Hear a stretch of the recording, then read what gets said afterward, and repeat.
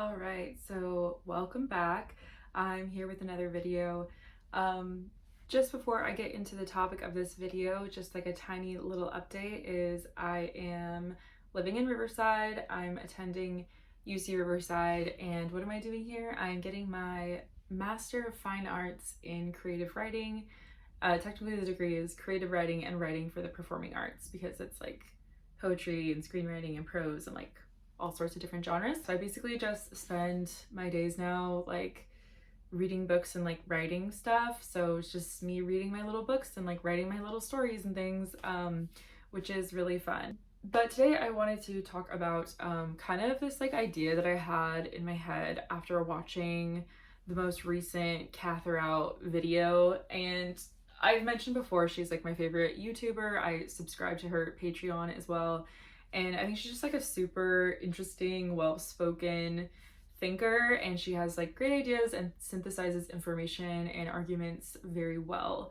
So I want to talk about this idea of like education in academia versus like corporatism in America. Her most recent video was about corporate America, and I think it was called like How Corporate America Rotted My Brain, I think, or something like that. So it's gonna be, this is sort of like tangential to that video, but I'm really taking it in a different direction. So with these like jobs in the industry or whatever, I feel like, I mean, like I've had like the minimum wage jobs, like several, and then I had like one like corporate job, and I was really bad at it. But anyways, so I had that experience or whatever, and for me, like kind of like both of those, minimum wage and like the corporate job, it was just like, here you are, do this and have it done. And there was just zero attempt to find an employee's strengths or learning style or just like anything that would help them succeed in the position. And that made me appreciate education so much more, which like I'm not trying to like oversell like education as like this like perfect institution, but compared to the corporate lifestyle, I feel like the education institution in America or in California, I guess, is like profoundly radical, like just radical, because like I don't know, I know education's not like a monolith across like geography. Like all my schools were in California, so that's like what I'm speaking to. Just like for context, I went to all public schools in California. My high school specifically was a charter school, but it still was a public school. Anyways, so I know that like other schools in other states, or maybe from like other time periods, like 1990s or something, this might not have been true. But for me, I noticed that in school there was like a lot of freedom. I mean, okay, so even if you had constraints, like here you have to write a paper, it has to be about Jane Eyre. There was still like a massive amount of freedom within that, where I had to write the paper about Jane Eyre, but I could say anything I wanted about Jane Eyre. I could make any argument I wanted. I could love Jane Eyre, I could hate Jane Eyre. I was allowed to have a variety of opinions on it, and everybody was, right? And a paper could be written from like a praising perspective of Jane Eyre or like a very critical perspective of Jane Eyre, and those were both equally able to like earn like an A grade, you know, if you put the work in, like, you know, made your argument strong. But basically the diversity of like thought or opinion or perspective was completely fine. If anything, it was encouraged. So I also felt like classes kind of opened up that sort of breadth of options with how we were graded as well. So, you know, you would have your traditional things like tests and essays, but there would also be like presentations and group projects, creative projects every now and then, and also like participation was graded most of the time too. So if you had a weakness in one of those areas, you could like have your chance to shine in another category to prove that you did have something worthwhile to contribute. There was not this like one size fits all, you have to do things like this one specific way, and if you can't, then you'll fail. Like there was like so many different ways that you could like put together your successes to get a good grade in a class.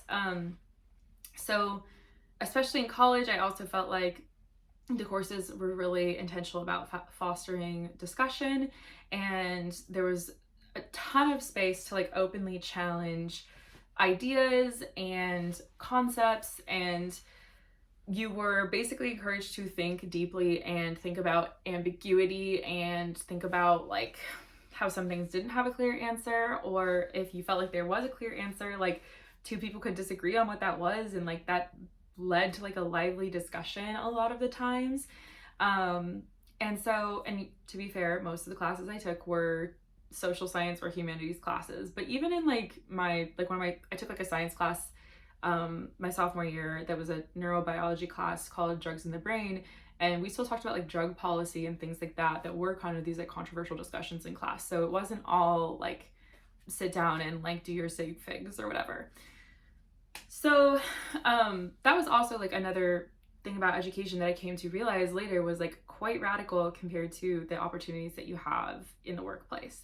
So in any job, like the minimum wage jobs, the corporate jobs, whatever, I found like nothing like that. Like a company will be like, listen, we have our way of doing things, and if you're as an employee going to suggest an alternative or fight against like what has been like assigned, like that is insubordinate, and it can and it will damage your career. So if you have any sort of like novel idea or you disagree with how something's being done, like you have no option to be like, hey, actually I have a different idea, I think I'm gonna do this instead. Like there's no like, hey, I actually didn't like Jane Eyre, I think I'm gonna write a paper about why I hated it.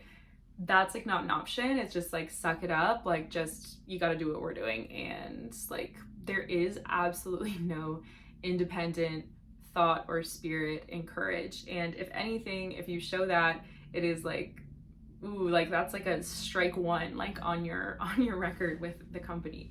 So you know, you can't safely maintain like a differing perspective or priority or approach like in those kinds of working environments. Let's say you're like a slow learner, somebody who learns by asking a lot of questions, or is like maybe has like a non-traditional learning style. Instead of like the teacher, you know, or your boss being like the one to be like, oh, like it didn't stick the first time, like let me come in and learn your learning style and like figure out a way to make this material accessible to you, because that's my job to make this material accessible to you. No, instead, like any sort of anything other than like come into this job and be magically good at it is perceived as a character flaw, laziness. And then your options of like people wanting to help you goes from like barely there to like non-existent. And so basically any sort of like, yeah, any sort of like differing learning abilities are completely like looked down upon as like a moral failing almost. And there's like no effort to make a job like something that anyone can do. Like jobs are all about like like we have to find the one special person who can do it, and it's not you, so you're gonna last a couple of months and then you're gonna be out of here. Whereas in school, it's all about like wanting everyone to succeed, and there's so much effort put into trying to reach like every kind of student, every kind of learner. It's very hard to get like kicked out of school, like, right? Like you can do pretty poorly in school and they're gonna keep having you come back year after year to take class after class because they want you to learn and they want you to like be successful there. A job will never do that. Like the second you mess up, like it's all over. There's just like not that much of a like return, like ability to return and try again. Whereas in education, I feel like it's kind of infinite, the opportunities to return and try again if you're struggling at first. So I feel like that was like a huge reason why the working world didn't work for me. So like as I've said like many times in my life, I think on my channel, like whatever, been open about, is just that like the school environment was like the environment for me. It was very doable. I felt very encouraged. I felt like you know, there are notable exceptions. There's always going to be like that one teacher that like didn't believe in you and stuff, and that's hard. But overall, as an institution, I felt like education was all about like come back to the table, try again, learn more, come take another class, study this, study that. Like there were so many different ways to learn and different subjects to learn and different things that were praised in the education environment. You could be praised for being creative, you could be praised for being a leader, all those things. And it's hilarious how like the things that you could put on like a college application that would make you look so good, like leadership experience and and being a part of like activist clubs and things. That like looks really good on a college application. But like imagine like if you're in the workplace and you want to do something leadership wise, like lead a union, are they going to be like, oh my gosh, we're so happy that you're like being a leader? Like, no, they're going to try to unjustly fire you for being a leader. And I think that's just like the interesting thing about school is like, I felt like my education experience, which obviously I only went to like 3 or 4 schools in my life, but like my experience was like they wanted you to be a leader and they wanted you to like get involved and like be like a voice and be vocal and like assert yourself and find yourself and all these things and engage with the world and engage with like what you believed in. And I feel like everything in the corporate world, except for maybe if you're at the like very, very top, is about being a follower. Like, can you just like shut up and listen and do what we want? And that's like very bizarre when you think about it, because for my like education purposes, I felt like I was being guided to like these leadership kind of qualities and therefore kind of like subversive like ideas and intellect, and it was all about challenging things and questioning things and engaging with like discourse about like what is like right, what is wrong, what is the truth, like what is worth fighting for, what is fair, like, you know, like we're learning like revolutionary history and we're talking about like the philosophy of like good and evil. And then like you go to a corporate job and it's like if you mentioned any of those ideas, like you're literally probably put on a list, like because they see you as like a threat for having those kinds of ideas that are like essential to organizing essentially. So yeah, it's like I'm sure there's people out there who are definitely gonna like comment and be like, well, my education wasn't like that. I didn't feel like I was encouraged to be a leader. I felt like I was being trained to be a follower. And that's like I don't deny that that's a experience out there. It might even be the predominant experience out there, but I'm speaking from like I went to school from 2002 until 2000 and then I graduated college in 2020, and then I am in grad school now in 2022. So like that's the kind of the time frame. Locality is like California, and the institutions I've been attending have been public schools, although like within the public school system, mine was a charter school. That is relevant, and I know that is different across states and counties and all those things. But overall, I just felt like education was so much more radical than the corporate arena, because even just sitting in class, like sitting in your history class in 10th grade, learning about like the French Revolution, even that is just like a profoundly more radical experience than anything you will ever have in a corporate job. And if you apply any of the lessons that you learned about the French Revolution to your corporate job, it's going to be looked down upon, and it's going to be like could be a risk to your career. So then I thinking back to what I said before about how some people were able to be in education and be like, I hate sitting through these classes, I can't do it, but then switch over to corporate office job land and be able to work those 8-hour days, 14-hour days, like long hours, week after week after week, and really be like that, you know, typical version of like successful in a career that we would think of. And I feel like the people who choose that lifestyle or can be successful in that lifestyle are almost like different from the people who flounder in that lifestyle or have to find some kind of alternative to like traditional careers, in the sense that like they also are categorized by like people who want freedom to and people who want freedom from. And that is a concept from The Handmaid's Tale that I will get into. Okay, so The Handmaid's Tale, I had never read it, like it was never assigned to me in high school or college, but I read it this quarter for a class. The class was like an apocalyptic literature class, and it was just one of the books like on the syllabus, on the book list. I had not read it before, and it literally is, it's different from what I'm talking about right now, and I'm not gonna like do a whole deep dive on The Handmaid's Tale and all the implications there and all the different discourses within that. But there is like a pretty famous line from it, and I have pulled this up. It says, "There is more than one kind of freedom," said Aunt Lydia. "Freedom to and freedom from. In the days of anarchy, it was freedom to. Now you are being given freedom from. Don't underrate it." So basically, like, what the argument is in that framing is that in the before time in Handmaid's Tale, before this revolution, women had freedom too. So women were free to read and work and wear, like, revealing clothes, and women were free to walk down the street and wear what they wanted and say what they wanted, and they were free to vote. They had all these freedoms to do things, but they were not free from other things, right? So for example, like, they weren't free from male violence, gendered violence. That's sort of the implication that this part of the text gets at, is that, oh, well, you were free to, like, run around the streets in your skimpy outfits, but you weren't free from men harming you, like, and enacting violence against you. I'm applying it in like a totally different sense.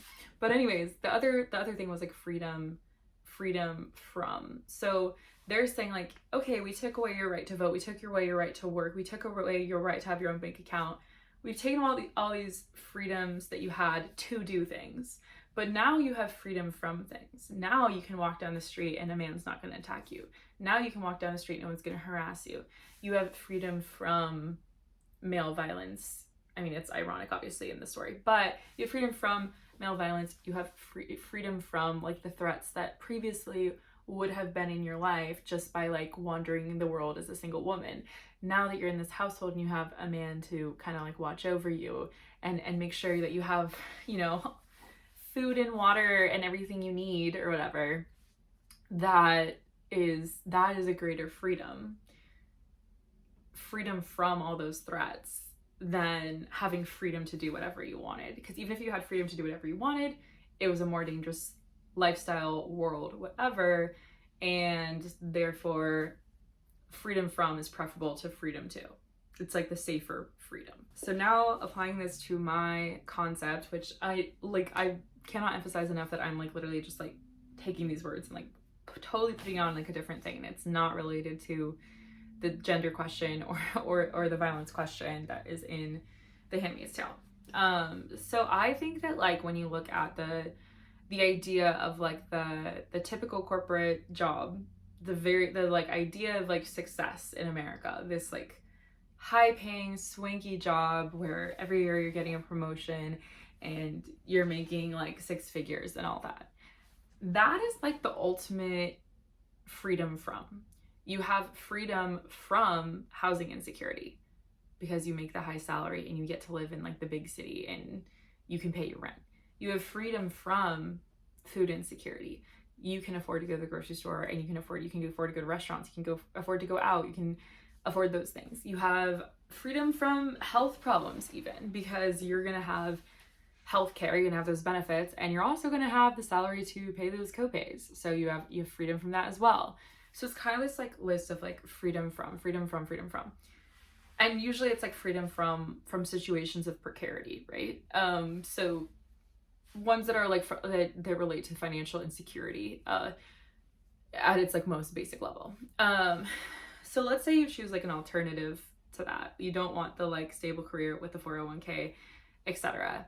That's probably because you gravitate towards freedom to, like, freedom to do things, be authentic, freedom to create art, freedom to be outright political, freedom to disagree, freedom to be insubordinate, freedom to, be, like, funny and make jokes and say controversial things potentially. Those are all, like, freedom too that you can have outside of that, like, hyper corporate world. So for example, like, thinking about, like, being a comedian or something, a comedian can say, like, wild, outrageous things, and they can say whatever they want on stage, essentially, I mean, like, I guess, well, I wouldn't even say like within reason, because if people get up, they do say what they want to say. I will tell you that as someone who's been to a lot of shows and mics in Los Angeles. So you have freedom to do that, right? Technically. Would you be able to sit in like a board meeting at your job and say all those things and make all those jokes? No, HR would get your ass. So basically, like, kind of what's the difference there is like, if you're a comedian, you have freedom to, like, freedom to be that kind of person and say those kinds of things, and that's what you're prioritizing. If you have the swanky job, you have freedom from all the threats of financial insecurity, but you gave up the freedom to. You gave up the freedom to say whatever joke comes to mind. You gave up the freedom to openly disagree with your boss. You gave up the freedom to, in many ways, you gave up the freedom to be a leader, because unionization is so like de facto impossible, like in our current capitalist hellscape. So that's like sort of what the categories are, like in the most, like, if you boil it down, that's really the big difference, I think. Same with like being a musician or an artist, like visual artist, any kind of like artistry creative career is like freedom to make art about XYZ thing, freedom to write a song that criticizes the ruling class, freedom, like all these kinds of freedoms are tied up in kind of choosing this other path, where those are things you could not do in an office or like at a meeting or whatever, but they are freedoms you have freedom to do things that you have if you are in some sort of like alternative space, alternative kind of career. And I use the word career loosely because I feel like career, but essentially, I feel like there's a few different ways to kind of have that freedom to lifestyle, and I don't see it in those like hyper corporate jobs. So for me, like going back to education and going into graduate school, I see that as like a choice to further my freedom to. And it's very much less freedom from, but it is freedom to, because, you know, I have the grad student stipend and TA salary, which are, you know, notoriously low amounts of money. And I mean, right now, like the UC is about to go on strike about it, and there's that whole conversation there. So I don't have freedom from all those like insecurities and kind of like scary threats of like, you know, where am I going to live a year from now? Like that kind of thing I don't have like freedom from. But I do have freedom too, in the sense that like I can go to class and I can read these books and I can have all sorts of thoughts about them. I also have freedom to participate in my union here, because the UC is one of the very few institutions I can even think of that has a union that I could join. I have, in every other job I've had, there's been no union to join. If I wanted to be in a union, I would have to start it myself, and there's so much anti-union discourse and actions that companies take to prevent that from happening. Luckily, the UC, because it's so like old and established, it kind of has this like hangover from the past days of a union. And so luckily that still exists here. So I have freedom to unionize and be a leader, freedom to participate in a union, participate in a strike, which is not something that ever existed with any of the jobs that I held. Okay, so the sun went down because of daylight savings, and I got cold because of daylight savings. But I'm gonna film this last part because I really want to conclude the video so that I can post it sooner rather than later. So I feel like essentially when you're choosing like a path in life, you're choosing between freedom from and freedom to, and you're always going to have a certain amount of freedom from and a certain amount of freedom to, but you're never going to have like all of both. You know what I mean? You really do have to kind of make a decision of which kind of freedom is more important to you, and you're going to have maybe like a ton of freedom from and a little bit of freedom to, or a ton of freedom to and a little bit of freedom from. And I think that's just like how it works out, like depending on which pathway you take, or like which kind of direction you go with your life and your choices in your career. Even though I don't like the word career, it it's not encompassing everything I want to encompass. But yeah, I feel like that's basically the decision that's being made, like at most points in your life, which kind of freedom is more important to you. And for me, like, I feel very strongly that like freedom too is like the superior freedom, because that's the one that's the one I gravitate towards, and that's the one that I like feel like I choose to prioritize. And so I guess just like on the one hand, like everyone's gonna make their own decisions, and if freedom from makes more sense to you and that feels more fitting for you, I guess like go figure. But on the other hand, I want to try to kind of propagandize freedom too, which is just to say that like freedom too sounds like a way to reach more of like a spiritual internal fulfillment, because it's really like living your life on your own terms in many senses, and like not suppressing like your genuine self and your genuine desires of like what to do and what to say and what to feel. And there's a book I read called The Top 5 Regrets of the Dying. The end of life care worker who wrote the book says that people regret 5 specific things like more than anything else, and 2 of the ones that stood out were, I wish I hadn't worked so hard, and I wish that I had like done what I wanted to do instead of like what others expected me to do. And both of those, like for me, like strongly endorse like a freedom to lifestyle. If you're doing the freedom from and you're working really hard all the time, then that's falling into the trap of like working too hard, and that's a really common regret at the end of life that people have, is working too hard. And secondly, regretting doing what others expected you to do instead of what you truly wanted to do. That's all about authenticity of the self and prioritizing your own like dreams and desires over like what everybody else like thinks you should be doing. And so I think that a regret that is indicative of desiring authenticity and wishing that there had been more authenticity and genuineness in one's life and self, to me that indicates that a freedom to lifestyle is a superior choice, because freedom to be yourself and freedom to be authentic is in direct contradiction with that regret. So that's kind of my thoughts on it, and it makes a lot of sense that I've like chosen the things I've chosen for myself because of those like concepts and ideas. And like it's kind of just in summation, like a way to say that a certain lifestyle appeals to me because a certain type of freedom appeals to me.